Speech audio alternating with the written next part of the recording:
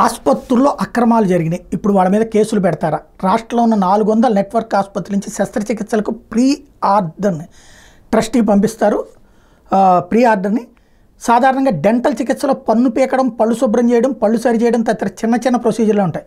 ఒక్కో పన్నుకి చేసిన చికిత్స ఆధారంగా ధర ఉంటుంది. రూట్ కెనాల్కి అయితే ఒక్కో పన్నుకి 700 ఆరోగ్యశ్రీ ట్రస్ట్ చెల్లిస్తుంది.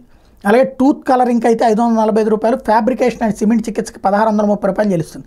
ఎవరైనా రోగి పళ్ళు బాగా పాడైపోయాయని ఫ్యాబ్రికేషన్ అండ్ సిమెంట్ పెట్టమని ఆసుపత్రికి వస్తే వెంటనే అతని దగ్గర ఉన్న కార్డు ఆధారంగా ట్రస్ట్కి ఆసుపత్రి యాజమాన్యం ప్రీ ఆర్డర్ ఇవ్వాల్సి ఉంటుంది.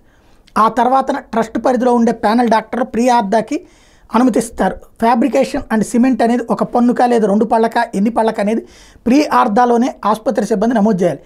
దాని ఆధారంగా ప్యానెల్ డాక్టర్లు అనుమతిస్తారు. చికిత్స అయిన తర్వాత ఆసుపత్రి యాజమాన్యం ఆ శస్త్రచికిత్సకు సంబంధించిన క్లెయిమ్ని ట్రస్ట్కి పంపిస్తారు. ట్రస్ట్ నుంచి ఈ క్లెయిములు మొత్తం ప్యానెల్ డాక్టర్కి వెళ్ళాయి.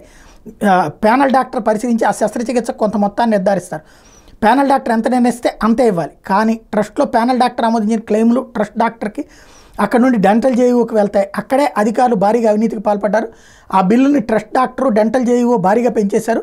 దానికి ఒక ఆసుపత్రి ఒక శస్త్రచికిత్స నిమిత్తం 20,000 క్లెయిమ్కి ట్రస్ట్కి పంపిస్తే ప్యానెల్ డాక్టర్ ఆ క్లెయిమ్ని పరిశీలించి దానికి 10,000 చాలు అని నిర్ణయించారు.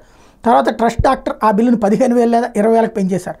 అదే క్లెయిమ్ని డెంటల్ జేఈఓ 25,000 లేదా 30,000కి పెంచేశారు. డెంటల్ జేఈఓ ఆమోదించినటువంటి వెంటనే క్లెయిమ్ సీఈఓకి అక్కడ నుండి సిఎఫ్ఎంఎస్కి వెళ్ళిపోతుంది. ఇలా కొన్ని వేల కేసుల్లో కోట్ల రూపాయల స్కామ్కి పాల్పడ్డారు. టోటల్గా 385 ఆసుపత్రులు ఇందులో ఉన్నాయి అన్నటువంటిది ఇప్పుడు తేలింది. మరి ఇప్పుడు వాళ్ళందరి మీద కేసులు పెడతారా? ఏం చేస్తారు? పెనాల్టీలు అయితే వేస్తున్నారు. ఏం చేస్తారో చూడాలి.